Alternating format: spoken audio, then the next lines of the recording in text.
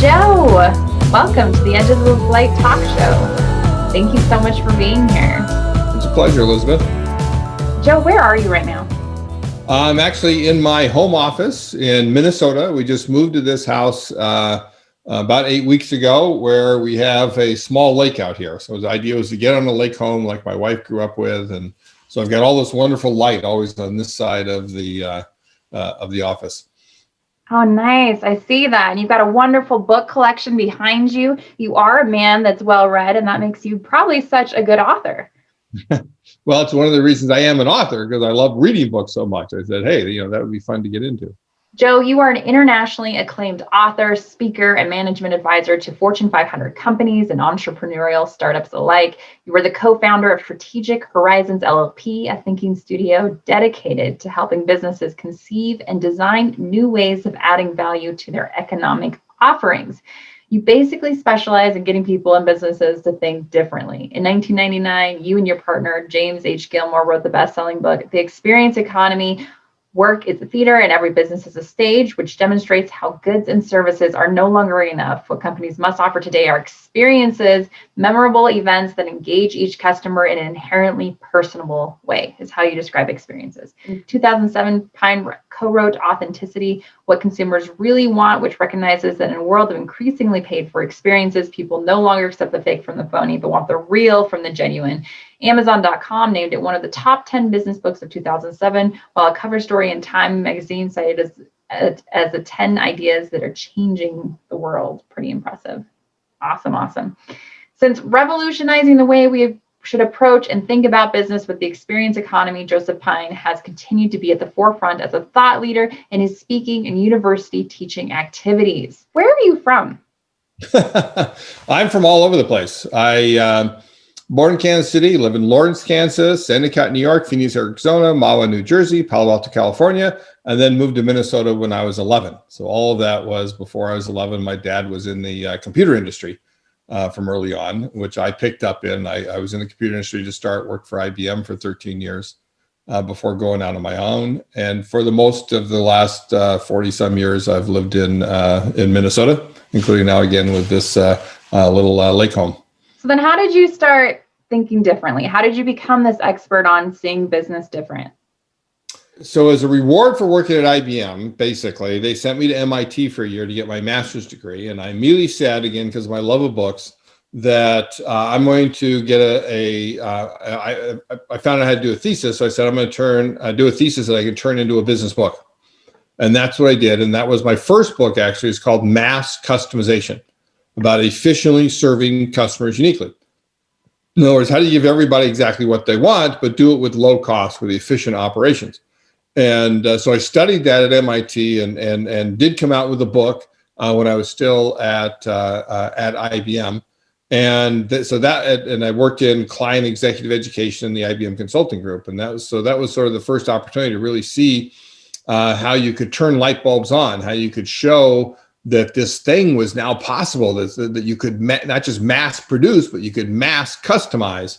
And that set me off on this career arc. I left IBM in 1993, and shortly after that discovered the experience economy by recognizing that mass customizing a good turned it into a service. Mass customizing a service, what does that turn into? Into an experience. If you design a service that's so appropriate for this particular person, exactly the service that they need at this moment in time, then you can't help but make them go, wow, and turn it into a memorable event, right? Turn it into an experience. So that led to the work on the experience economy. And then that led to Authenticity. That led to another book, Infinite Possibility, on fusing the real and the virtual with digital technology. But along those lines, I sort of recognized that what I really do is help people figure out what's going on in the world of business. And then I develop a framework that first describes what's happening and then prescribes what they can do about it. And I've done that over and over again. And that's sort of my purpose in life, is to be able to do that. And in fact, still uses some of the tools I used in good old applied mathematics. In terms of pattern recognition and model making, is recognizing patterns and then developing models that explain those patterns that you see. So experience economy, how did you get into transformational travel? Well, part and parcel of the experience economy, we have this basic heuristic where you need to what we call shift up the progression of economic value from commodities, goods, services to experiences when your offering becomes commoditized. So treated like a commodity where people don't care what makes it there about the brand or features are all pretty much the same anyway. They come to care about three things and three things only. That's price, price, and price. Right? That's when companies are commoditized. But customization, again, is the antidote to commoditization. Customization lifts you up. You can't help but be differentiated when you customize for an individual person. And so even before we published the experience economy, I'm always asking what's next. And I said, well, can experiences be commoditized? And the answer is yes. In fact, it may be the easiest economic offering to commoditize because the second time you have an experience, it often isn't as good as the first. Third time, not as good as that. And when you get customers saying, been there, done that, right? That's the hallmark of a commoditized experience. So using that same heuristic where customization is the antidote to commoditization, what happens when you customize an experience? When you design an experience that's so appropriate for this particular person, exactly the experience that they need at this moment in time, then you can't help but turn to what we often call a life-transforming experience, an experience that changes us in some way. So that's a transformation. It's the fifth and final economic offering in that progression of economic value where you use experiences as the raw material to guide customers to change, to help them achieve their aspiration. And so that's been there from the very beginning. That's back early 1990s, I discovered that. We published it in the Experience Economy in 1999, but a lot of people didn't make it to the last two chapters of the book where we talked about it. And it hasn't been that important, but over the last 5 years or so, you can really see the transformations are coming into their own as well, sort of hot on the heels of experiences. You see it in healthcare, in fitness centers, in higher education, in any coach. The rise of coaching is a big deal over the last 5 or 10 years. And every coach, if you have that name, you're in the transformation business because nobody hires you unless they want to get better at whatever it is that you're coaching. And then, so it's been over the last 5 or 10 years too, that I see the rise of transformational travel, that you see that people are increasingly using travel as a way to help them think about their lives, find meaning in their lives, transform themselves, or at least begin that transformation, and or benefit the greater community in which they travel to or the world. So Joe, why in the last 5 years has transformational travel become more of a thing? Well, I think it's the fact that transformations really themselves have come into their own, that people are used to them more, that they recognize that we're all the product of our experiences. We only ever change through our experiences, and the travel are such significant experiences that we have. And it's also true that when we travel is when we are most open to change. That it's just a fact that when you get out of your normal environment, you get out of your daily routine, you go someplace new, that you're more open, and things can happen that can lead you to really rethink your life and what you're doing. And so often that's just haphazard, that it's not intended or anything, but we recognize that it happens. So what if we turned it from haphazard and something that's actually designed into the experience, that was designed into the travel? And so you have the confluence of travel companies recognizing that's going on and saying themselves, all right, well, there's things that we can do to really help make this happen, that there's in fact a market out there for people to be able to that want to have transformational travel, that want to change to better themselves again, or better the community, or better the world in some way through the travel that they do. Do you think it's like the onset of social media that's like suddenly the shift in needs of where, because we had this, like talking before COVID, where we were as like a culture mindset of like getting minimal living, getting time to your homes, and travel was becoming a bigger, more experiential travel and having more meaningful experiences. And what do you think of like the cultural shift needing more value in our lives? Yeah, I parallel authenticity with the experience economy, that the experience economy caused by and mostly caused the rise of authenticity, that because experiences happen inside of us, we want the things that happen to us to be authentic. And so that's why in the book we call it the new consumer sensibility for the experience economy. Well, I think of meaning as that same consumer sensibility for transformations. That meaning is what people are increasingly seeking in their experiences, and they want to buy from companies that fit in with that meaning. Well, then they're going to be more transformational. And so I think it's the greater search for meaning in our lives that yield that shift into more and more of transformational travel versus just touristic travel. What has been your personal experience with all this? Well, I got to tell you, it's for an antisocial introvert that works out of his own house, this really hasn't been all that different. So it hasn't affected me all that much. But obviously my business is down because I travel around the world. I help companies embrace these concepts that I talk about, and that's down. But I've been doing more and more remote work, including remote workshops, virtual experience accounting expert certification courses. And I have a number of clients that are basically saying, okay, well, as soon as we can travel, then we want to go, right? We want to be able to come together and figure out how we can improve our business to stage greater experiences. So that part of the business is picking up, but it's also the case that it's going to pick up if people recognize that if they don't do something differently, then they're going to be left by the wayside. That they won't be able to survive this corona crisis that we're in. Tell me about, because you recently wrote an article, and I found this so interesting because you say, while the current state of the experience economy is poor, the future is bright. The worldwide response to COVID-19 has devastated the experience economy, tourism most of all. However, people are social beings who will always crave social experience where they gather with and around fellow human beings. And right now, they've just shifted those experiences out there from the public to the familial, from physical to digital. And so tell me how that makes the future bright. Well, it's because the experience economy is not dead, as some people have written, right? They'll ask, is the experience economy dead? No, it's not. It's not dead. We as human beings crave experiences. We will always have experiences. So we'll always find that route to experiences, particularly as we've got used to over the last 20, 30, 40 years to be able to increasingly pay other people to create experiences that we could never do for ourselves. So in that sense, the future is bright. The economy is never going to recover unless the experience sector of the global economy covers, because that's the one that's been hardest hit. And if anything, it also accelerates that shift into transformations.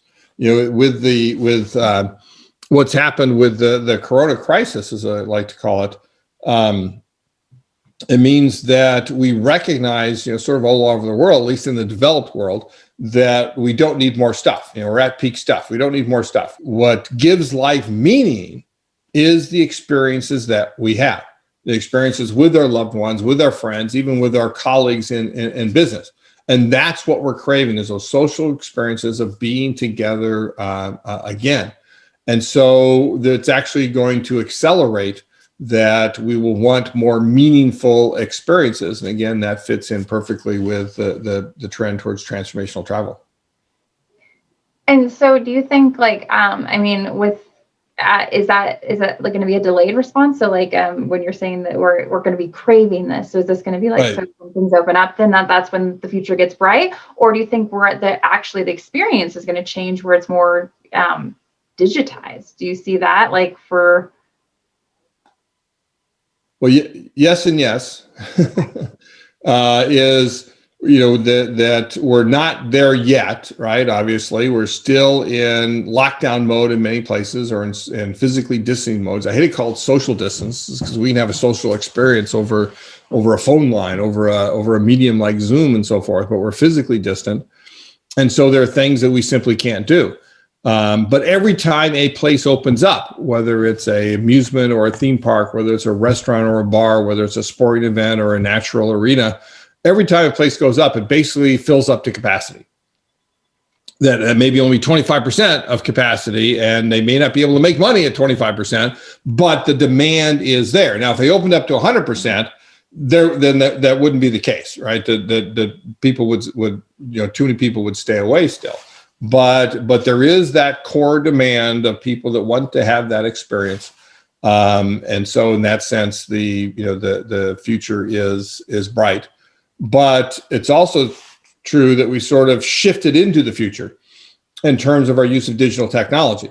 That we're buying more and more online, we're buying more digitally, we're doing contactless delivery, where there are people who have never used the internet to buy anything before that are now doing it regularly. There are people who have bought before now doing it all the time and so forth. And those sorts of things may shift back, but we're not going back to the way it was.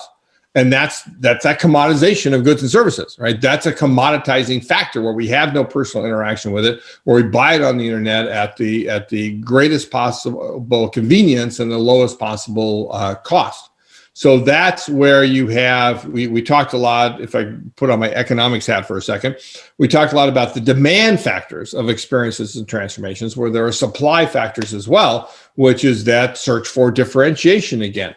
That as their goods and services and then even experiences become commoditized, then we have to shift up. We have to go to that next level and provide more economic value in order to continue having a business. So where do you see us for the rest of the year, the tourism economy for the rest of the year, and then like 2021?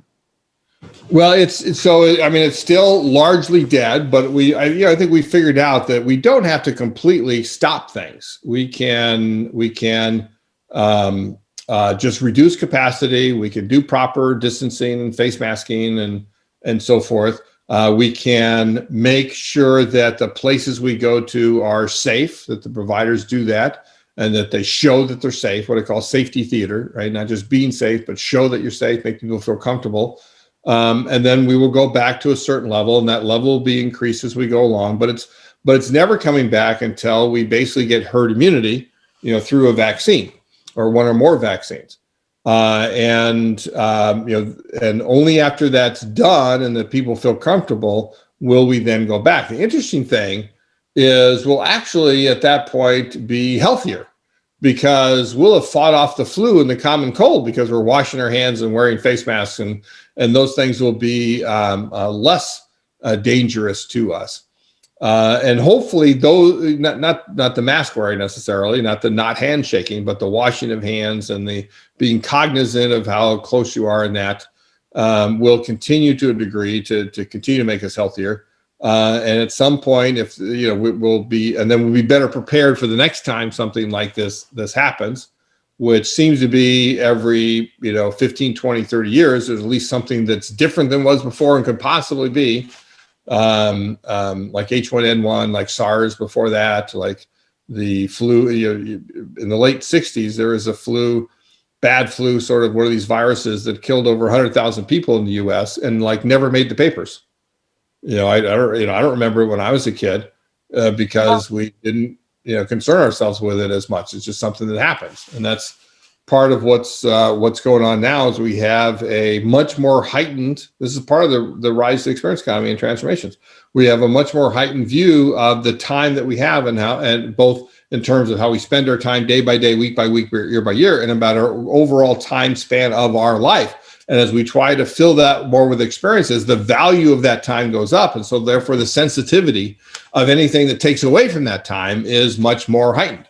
That's one of the reasons why we have such a strong reaction to COVID-19. What do you think about like the psychological perspective of this, and and how that ties into our needs for transformation going forward? Yeah, well, you do have, as we talked about, sort of that craving, that pent up demand. There is some pent up demand that people want to satisfy because they haven't been able to travel and do things. You'll have like anything, it's always a bell curve, and the people on the far side of the bell curve will want to get out there as soon as they can and go out and explore. They may do things again; they'll do it differently to be more safe while they do that. There'll be others on the backside of the bell curve that will be much more reticent, that'll want to hold back and want to wait until things are really safe, and then everybody else is somewhere in the middle. It will have a psychological effect in terms of having gone through this. What it does for people's lives, and there's even more than psychological effects. There's research that shows that between the ages of 3 and 5. Or maybe I take it back. I think it's 5 and 7. Between the ages of 5 and 7, that as a a young child, if you do not learn how to read fluently in those ages, you will never learn how to read fluently. Well, as we have taken school away from so many kids, or done it in a way that really hurts their ability to read, there are hundreds of thousands, probably millions of kids who will never read fluently because of what they've gone through. And it's not a psychological aspect, but that will affect them for the rest of their lives. There are young adults today that are graduating from college and not being able to get jobs, or working remotely, not get the socialization that the first job does, and so forth. And that will affect their earnings potential for the rest of their life. What that first job really is actually so important to set you up, and that will be a factor. And then for the people, in particular, for the people who I've got a daughter of a friend who's like deathly afraid of the virus and of catching the virus, or of her parents catching the virus. And that may affect her for the rest of her life, that she's gone through this, and that she's always going to be sensitive to that, and may limit the amount of joy actually she has in her life in total. I worry about that when you're so deathly afraid of something like that, even though the actual death rates, absent overwhelming the healthcare system, are quite small, less than 1%. There are obviously other factors besides death that affect things. But there are those psychological aspects of it that will affect people for the rest of their lives. So how do you think the transformational allies and tourism businesses can really rise up and meet people? Best possible scenario, we're good, where people are traveling again. How should they be rising up to meet where people are at that point? Right. So I'll go back to the article that you quoted from earlier. Okay. And talk about what I said in there, which is first of all, is you absolutely have to be human. You have to meet people where they are. You have to recognize that they have these different psychological reactions to what's going on, and so forth. And you need to be human with them and meet them where they're at. And part of that is secondly, then you have to refresh your places. And part of that is the safety theater that I talked about. You have to make sure, first of all, that your employees are safe, right? That's most important, because they've got to have that comfort level, but also your customers will never be safe if your employees aren't safe from the virus. So you got to make them safe. You got to make your customers safe. You got to show that you're safe. You got to do that. And then also, this is a time to be looking around for all little things that you can improve that you never have time for. As travel is down, let's spend time looking. Let's go through the experience ourselves. Let's get together as a cohort of allies, and I'll go experience your place, and you experience my place, and we'll share, and we'll make our places better, right? Then you need to redesign your offerings, right? This is the time to make sure that you truly are creating those great, engaging, remarkable, and memorable experiences. In fact, what we talk about in the 2020 re-release of the Experience Economy is 5 elements of experience that are core, and really outlines the whole book. That you need to create experiences that are robust, cohesive, personal, dramatic, and even transformative, right? And of course, that even transformative is the aspect of transformational experiences, of transformations, which not all companies need to ascend to, but again, it's perfect for travel to think about. So now's the time to focus on those elements of the experience. Ensure that your experience is redesigned so it is robust, cohesive, personal, dramatic, and then fully transformative. A lot of people that are in the transformational travel business, I think, still don't treat it as a true transformation. And in particular, they don't recognize that transformations are very individual. Transformations, the customer is the product. Right? Think about it. The customer is the product. The guest of your experience is the product. It's whether they achieve their aspirations, whether they actually get transformed. Everything else doesn't matter. Everything else is there to make that happen. And you got to understand that and have that aspect. So still too often we treat everybody the same. Right. Well, that doesn't work for a transformation. You can't treat everybody the same and expect something to happen. We need to understand who they are individually, what drives them, what motivates them, what their aspirations are, what they're looking for, what are the particular experiences that are going to enable them to climb that mountain of aspiration, which may be which is not just maybe necessarily is a different path than everybody else needs to climb. So I think that's key as well, is redesign your offerings. And then lastly, you need to renew your capabilities.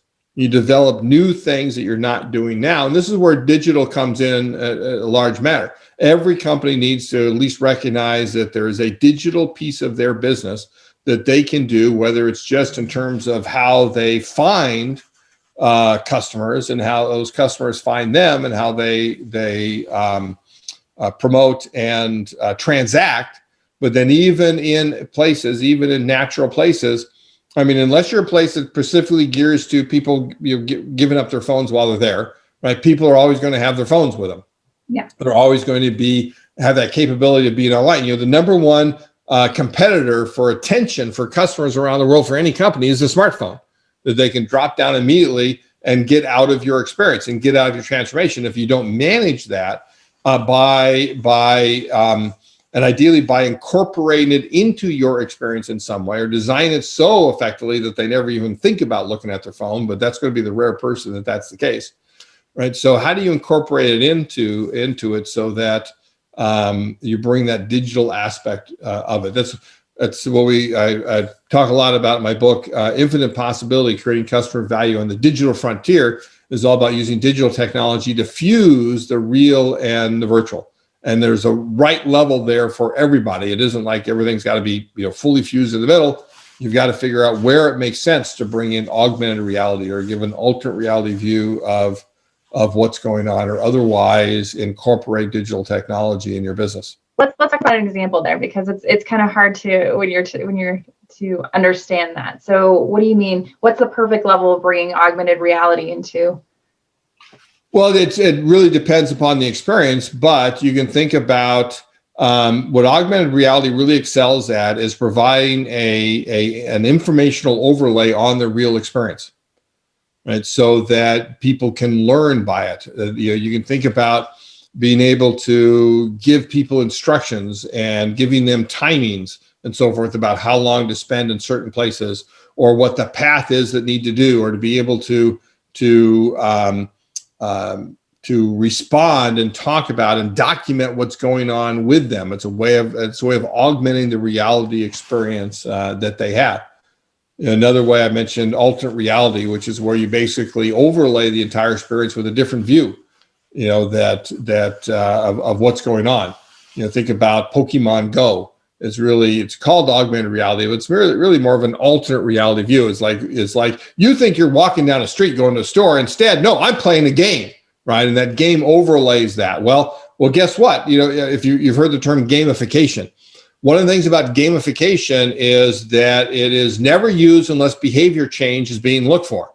Right. That's why there are games, but gamifying things means it's because you want a behavior change, and gamifying it is a great way to do it. So having an alternate reality of things can be a great way to help defect the transformation, to give people a different view of what's going on, get them out of their normal routines by that alternate overlay of reality. And that might help the situation of, like, do you think people will be more? I mean, we covered this a little bit, but after this, like, they're, either that extreme of being pent up and wanting to be super hungry for adventure, or will they be a little guarded? It all depends on the individual person. And again, that's that bell curve I talked about. Some people will be very much in wanting that adventure. Some people will be more guarded.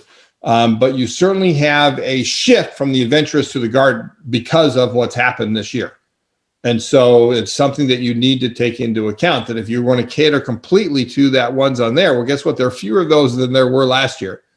Right? And even in the middle, there are fewer of those than there were last year. You need to think about how you move people along. So you may have to go sort of effectively more slowly. You may need a pre-experience before the experience to move them from guarded to adventurous, for example. Like, that's the first level of sort of called pre-transformation that needs to happen in order for them to be open to the experience that you exist to offer. And how can business owners really, thrive and stay level-headed in times like this? Like, how do they keep resilience and keep this positive mindset that you've really honed in on during this time? That's something that can differ for everybody, but the thing I would come down to is do you know and understand your purpose? Do you know your reason for existence in this world as a business? You talk about personal purpose as well, and often those intertwine with entrepreneurs in this business. But why you exist as a business beyond making a buck, and you let that be your North Star. You let that be your guide. You align everything that you can with doing that, and that should give you the ability to keep your head when all others around you are losing theirs. And maintain that focus. It doesn't also mean that you shouldn't be open to doing different things and doing things differently, but keep it where it's aligned with that purpose of why you exist.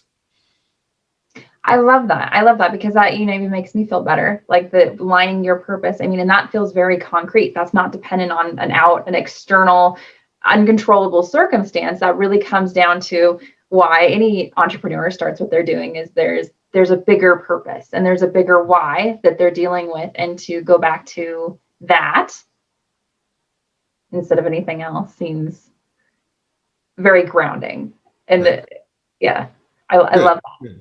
Do you see any other innovations going on in the tourism economy, or that you've heard about, or anything that? Yeah, I do. And I think the other big thing needs to happen is what we alluded to earlier about being personal, about recognizing the individuality of every person. So I'll one of my clients and favorite examples of this is Carnival Corporation.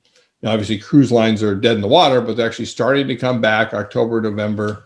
Around the world, but still they've been absolutely decimated by the corona crisis. But they'll be able to come back, and what Carnival has outfitted, particularly in their Princess cruise lines, is they've created an IoT device. I got one here actually for Princess cruises. It's about the size of a quarter. And this IoT, Internet of Things device, means that they can identify every single guest on their cruise that accepts them. Some still don't accept them for privacy reasons, but the value of it's so great. And I think over 97% of the people do. And it allows them to one, let them open up their stateroom door, without having any keys or anything with them. The medallion is being tracked as they go down the aisle, the hallway. They knows it's them when they touch the door and close the electric circuit. It opens the door and greets them by name electronically.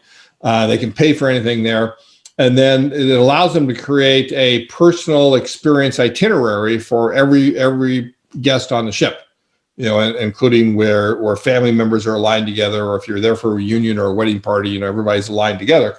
But then they can track how, they can ask you what your preferences are. They can track how much time you spend in experience, recognizing that if you spend more time than normal, it's probably because you liked it better than other people. If you spent less time, you didn't like it as much. So now we begin to learn about what sort of things you like. They can even do things like remember that when you're on the pool deck with your kids, your favorite drink is an iced tea with no lemon that they can offer you without you asking. But when you're at a bar with your buddies, it's mojito. And when you're in the restaurant with your spouse, it's a glass of Shiraz. Right? Oh, that's awesome. Yeah, they understand the context of where you are. Yeah. Right. So this sort of thing, I think, will become endemic in the travel industry. And it's not that you necessarily need an IoT device. There's obviously, because you can do so much with your phone, but there's obviously good reasons not to carry around your phone on a cruise with all the water around and everything. And it's one way of getting rid of that problem we talked about, where the smartphone is their competition for attention. If they don't have it because they don't need it, they've got this. And what I think is that allies need to come together and be able to do that. I work with one tourism district in Europe where they're working on this, where anything that one destination, one hotel, one restaurant learns about a particular a guest, a visitor to that tourism area, let's share, let's learn it, let's share it, let's have one profile of them. And that's something to think about too with your allies, is how can you get to have a single guest image of every person on all of your allies, so that anything one company learns, they can benefit others. And then the key is that when you do something like this, you cultivate what I call a learning relationship with the guest, where every interaction is an opportunity to learn. And when you learn, you're better able to customize to that individual living, breathing person exactly what they want right now at this moment in time. And the more better you customize for them, the more they benefit from that and see that value. And the more they benefit, the more they're willing to interact with you again. And every interaction is an opportunity to learn. So you get them staying within the community, whether that's one company, whether it's an alliance of company, whether it's a district of tourism destinations. You get them to stay within there and come back again and again because you know so much more about them than everybody else, and everything's just exactly the way that they want it. That's interesting. You're developing a relationship. Exactly. Yeah.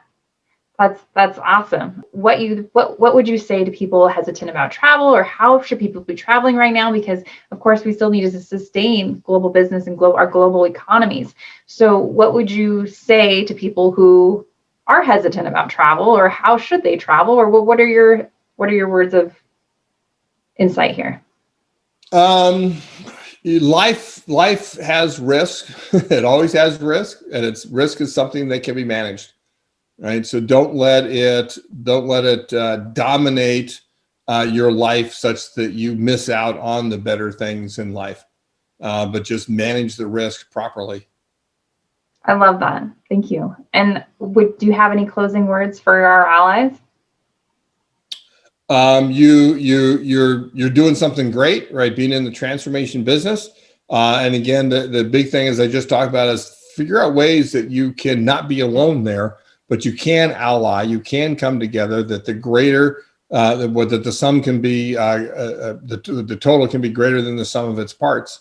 And otherwise, why form an alliance? That's what you want. So figure out how to do that well. All right. Thank you so much, Joe.